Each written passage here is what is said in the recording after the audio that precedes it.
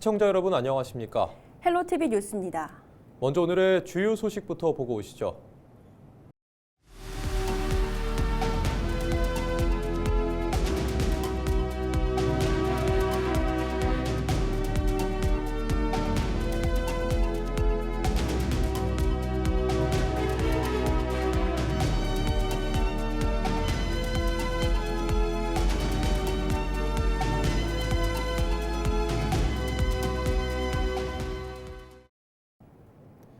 네, 3월 첫 주 인천시장과 계양을 국회의원 보궐선거 출마자들의 출판 기념회가 잇따르면서 지방선거 분위기가 달아오르고 있습니다.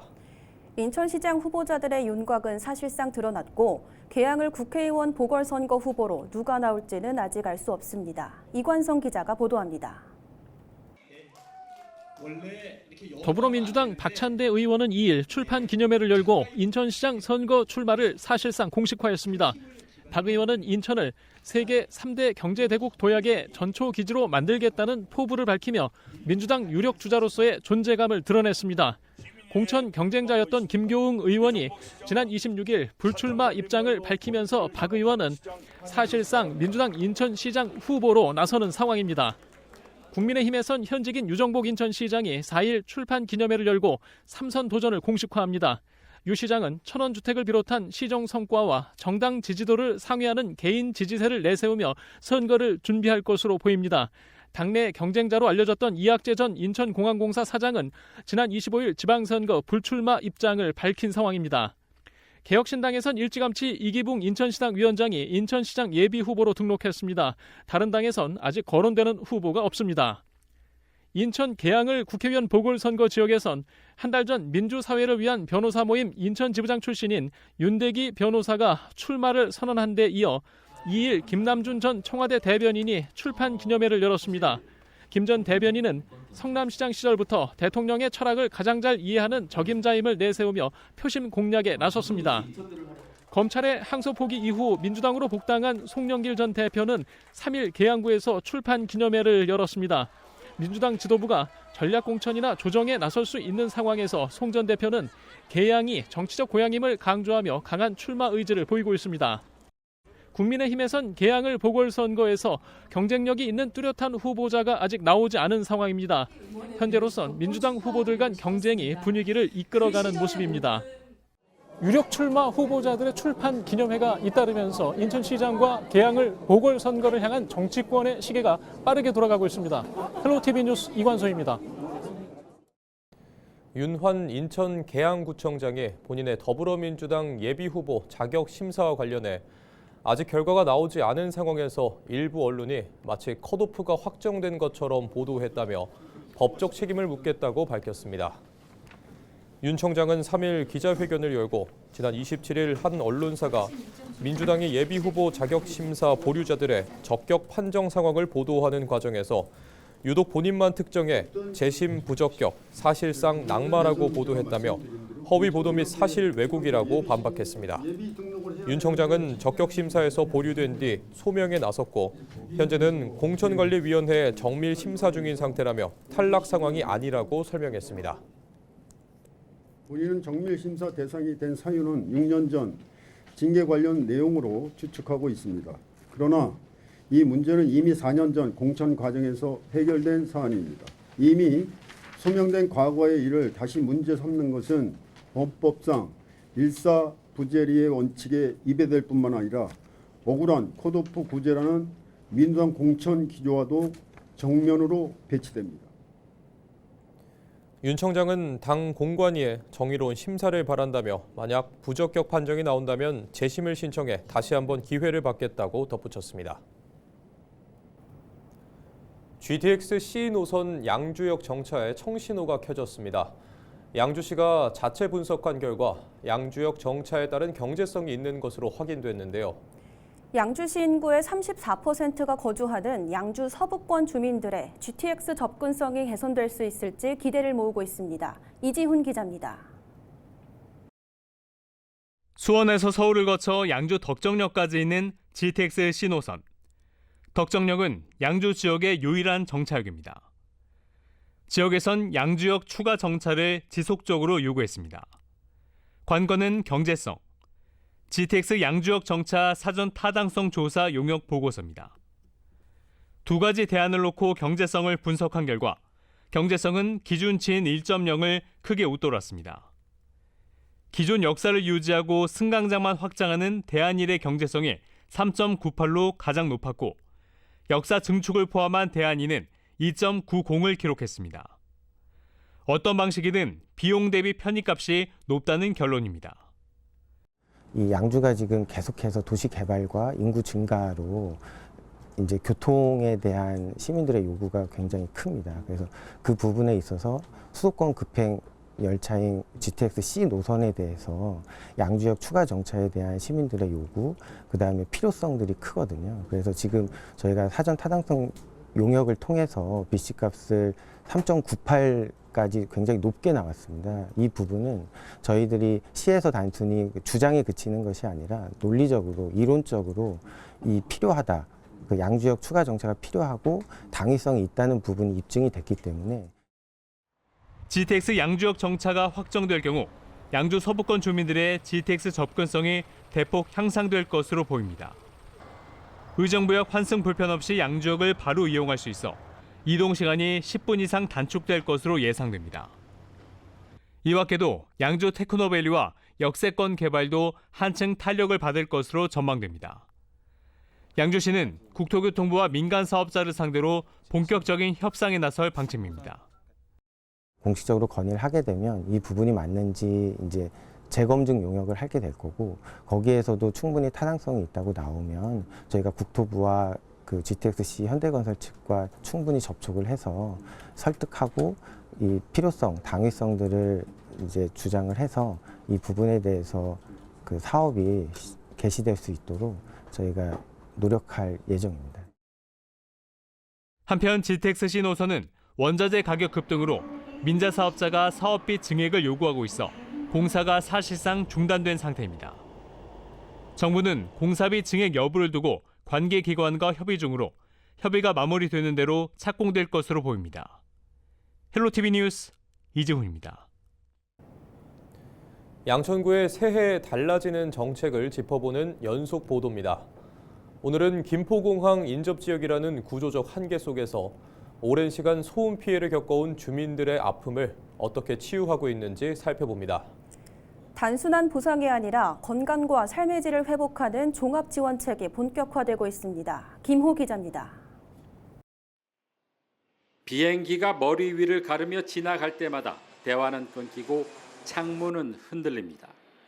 김포공항 인근에 위치한 양천구는 오랜 시간 공항 소음이라는 구조적 부담을 안고 살아왔습니다.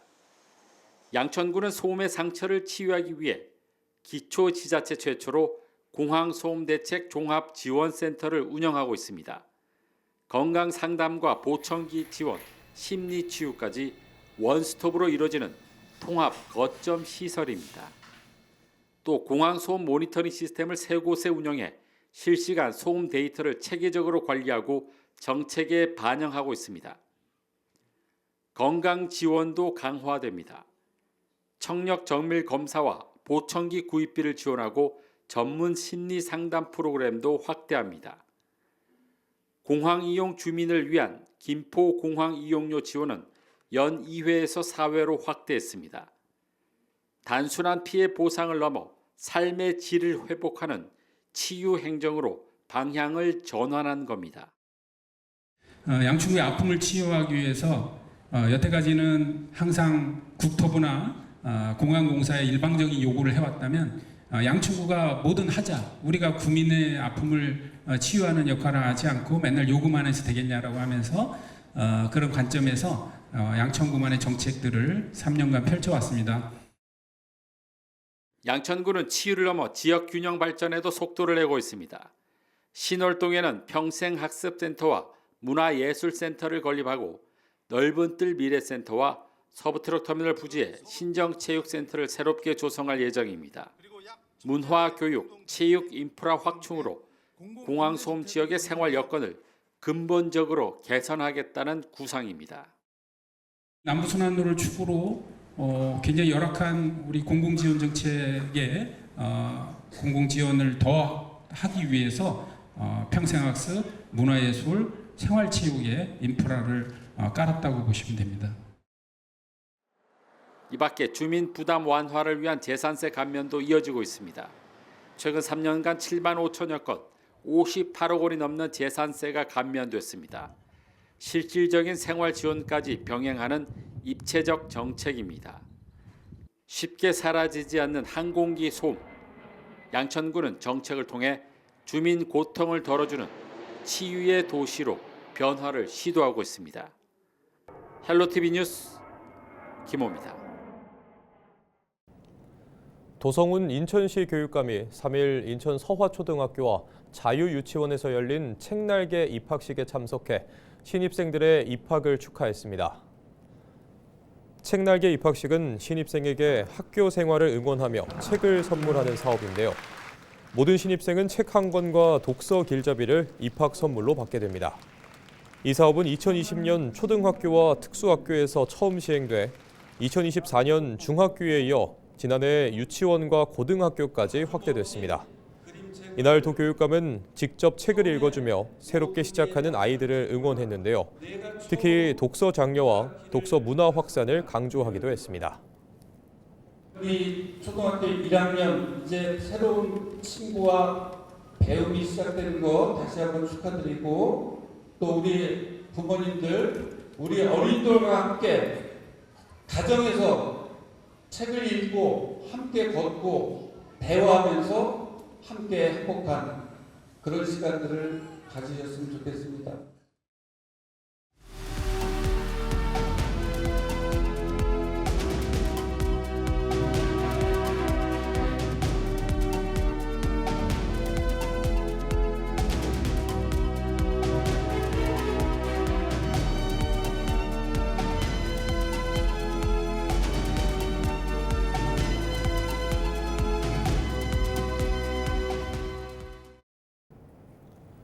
인천 유나이티드가 지난 주말 올 시즌 홈 개막전을 치렀습니다. 특히 1부 리그로 복귀한 이후 첫 경기라 그 의미가 깊었는데요.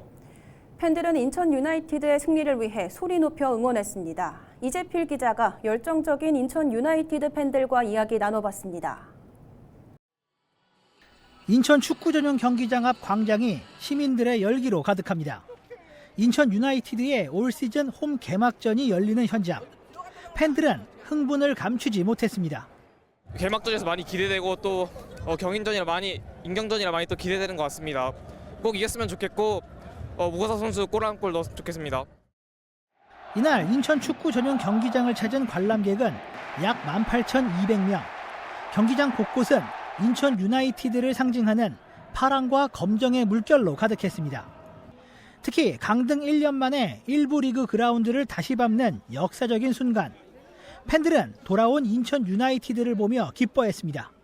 그때까지는 1부에 있다가 떨어져서 조금 아쉬웠었는데 오늘 1부로 올라서 첫 경기로 알고 있어서 첫 경기 기분 좋게 승리로 이겨갔으면 좋겠습니다. 올 시즌 인천 유나이티드의 슬로건은 거침없는 질주, 오직 승리. 다짐 그대로 팬들은 인천 유나이티드의 승리를 기원했습니다. 1군에서 우승하는 거예요. 그것만 딱 바랍니다. 저. 일단 무고사 득점왕은 기본적으로 가고 아챔 진출까지 했으면 좋겠습니다. 인천 유나이티드 화이팅! 헬로티비 뉴스 이재필입니다. 한편 인천 유나이티드는 서울FC와의 홈 개막전에서 아쉽게도 1대2로 패했습니다. 인천은 후반에 송민규와 조영욱에게 연속골을 내줬는데요. 후반 46분 무고사가 페널티킥으로 한 골 만회했지만 경기를 뒤집지는 못했습니다. 인천 유나이티드는 오는 7일 광주를 상대로 올 시즌 첫 승 사냥에 나섭니다. 지난 시즌 승격팀인 부천FC가 K리그1 데뷔전에서 디펜딩 챔피언 전북현대를 꺾는 이변을 연출했습니다.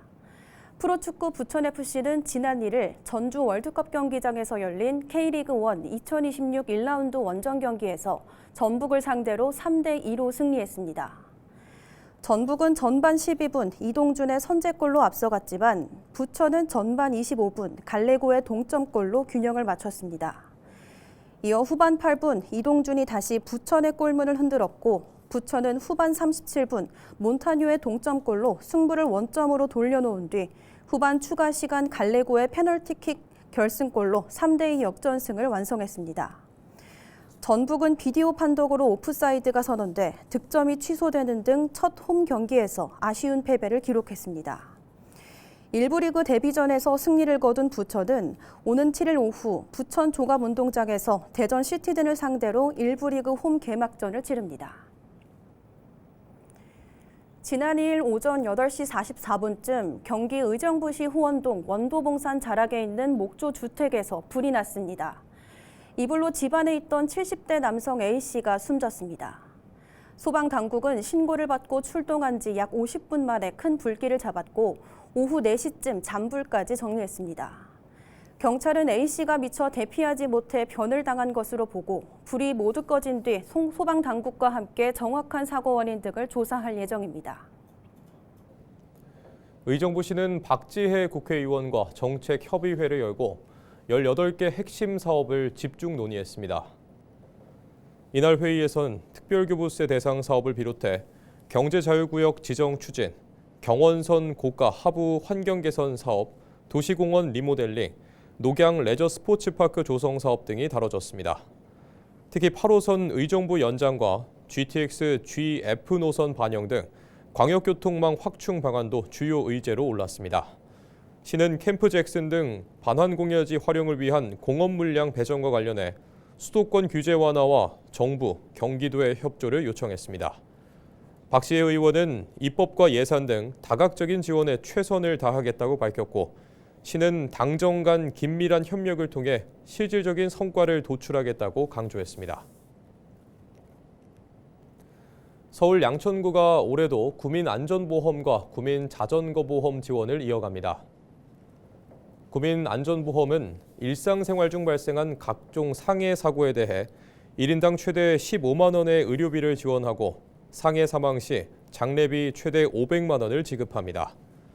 특히 올해는 화재와 붕괴 등 사회재난으로 4주 이상 진단을 받을 경우 최대 15만 원의 위로금이 지원됩니다.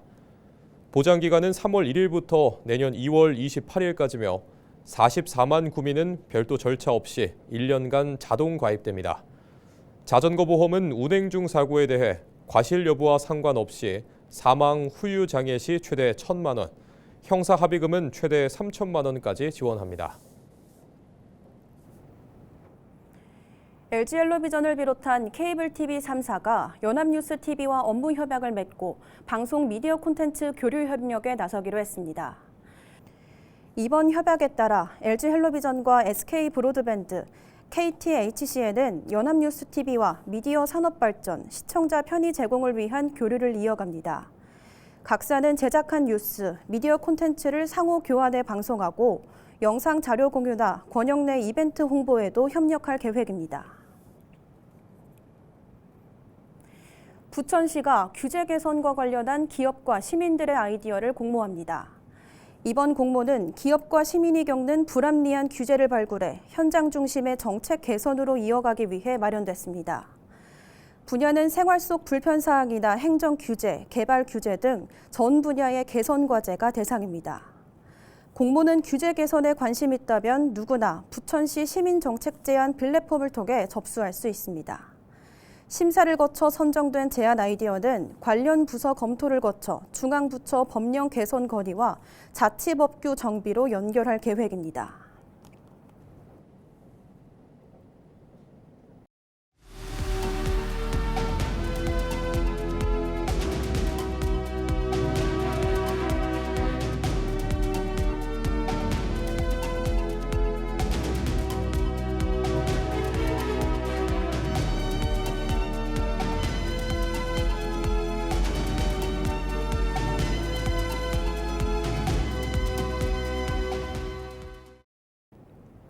이상으로 뉴스를 마칩니다.